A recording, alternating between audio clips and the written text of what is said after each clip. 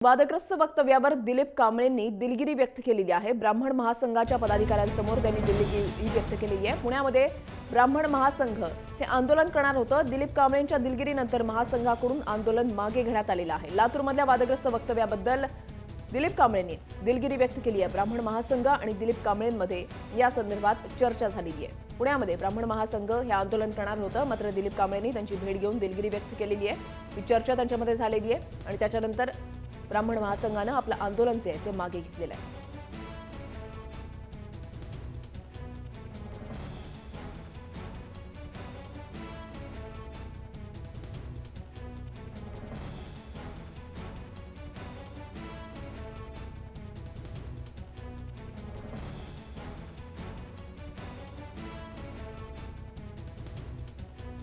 महत्त्वाची आणि मोठी बातमी आपण पाहत आहे। दिलीप कांबळेंनी जे वादग्रस्त वक्तव्य केलेलं होतं, मराठीमध्ये त्यांनी शिवीगाळ केलेली होती एका जाहीर सभेमध्ये आणि घाबरायला मी काही ब्राह्मण आहे का असं सुद्धा त्यांनी या ठिकाणी म्हटलेलं होतं। याच्यानंतर ब्राह्मण महासंघ जो आहे त्यांनी संताप व्यक्त केलेला होता आणि त्याच्यानंतर ब्राह्मण महासंघ जो आहे तो दिलीप कांबळे यांच्या विरोधात आंदोलन करणार होतं। दिलीप कांबळे यांच्या राजीनाम्याची मागणी सुद्धा ब्राह्मण महासंघाकडून करण्यात आलेली होती, मात्र आता दिलीप कांबळेंनी या वादग्रस्त वक्तव्यावर दिलगिरी व्यक्त केलेली आहे।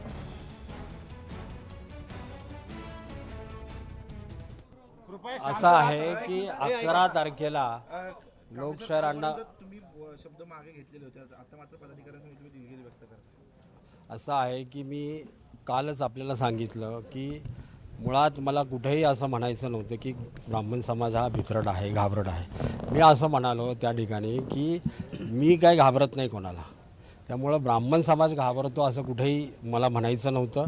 मला एवढंच म्हणायचं होतं की आईच्या मायेप्रमाणे ब्राह्मण समाज नेहमी त्याग करत आलेला आहे या देशामध्ये, या राज्यामध्ये, या पुणे शहरामध्ये, आणि म्हणून अशा वेळेस मला कुठेही त्यांच्याबद्दल किंवा कोणाला असं म्हणायचंच नव्हतं। फक्त त्याची पार्श्वभूमी जी अशी होती की लोकशाहीर अण्णाभाऊ साठेंच्या नावाने पुरस्कार वितरण सोहळ्यात काही मंडळी गडबड करणार होते ते, आणि त्यांनी आम्ही तिथून निघून गेल्यानंतर काही घोषणाबाजी केली। आम्ही पोलिसांकडून जी माहिती मिळवली त्याच्यामध्ये असं लक्षात आलं की रमेश कदमांचेच हे कार्यकर्ते होते। मुळात असं आहे की 500 कोटी रुपयाचा घोटाळा झाल्यानंतर देखील काही मंडळी त्याचं समर्थन करत असतील, जेव्हा की हायकोर्टाचा निकाल आला, हायकोर्टाने त्याची संपत्ती जप्त करण्याचे आदेश दिले। पार्श्वभूमी काल सांगितली, हां, आता काय चर्चा झाली?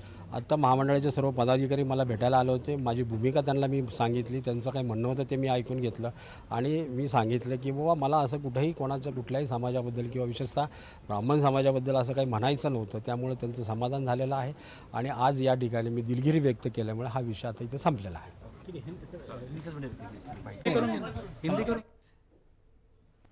आपले प्रतिनिधी अमोल कविटकर आपल्या सोबत आहेत। अमोल, दिलीप कांबळे यांनी वादग्रस्त वक्तव्य केल्यानंतर ब्राह्मण महासंघ जो आहे तो संतापलेला होता आणि त्यांनी म्हटलेलं होतं की जोपर्यंत दिलीप कांबळे यांचा राजीनामा घेतला जात नाही तोपर्यंत आम्ही आमचं आंदोलन सुरू ठेवू। मात्र आता दिलीप कांबळे यांनी महासंघाची भेट घेतलेली आहे, दिलगिरी व्यक्त केलेली आहे।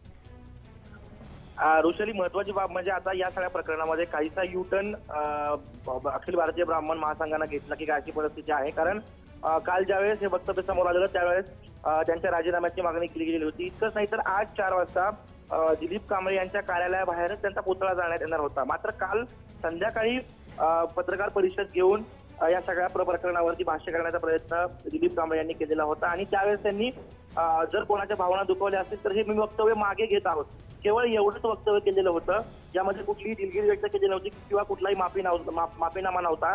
या वक्तव्यानंतर सुद्धा ब्राह्मण महासंघ आक्रमक होता आणि त्यांनी माफी मागावी अशा प्रकारची मागणी केलेली होती। मात्र आता सुद्धा जी काही चर्चा झालेली आहे त्याच्यामध्ये माफी जी आहे ती कुठंच मागितलेली आपल्याला दिलीप कांबळे यांनी पाहायला मिळत नाहीये।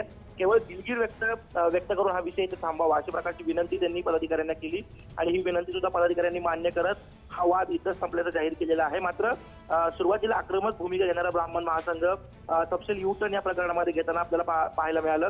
आता नेमकं पुढे कशा प्रतिक्रिया उमटतात ते पाहणं महत्त्वाचं असेल। मात्र अखिल भारतीय ब्राह्मण महासंघ असेल किंवा दिलीप कांबळे असेल या दोघांकडनं या वादावर पडदा पडल्याचा दावा केला। नक्कीच धन्यवाद अमोल दिलेल्या सविस्तर माहितीसाठी।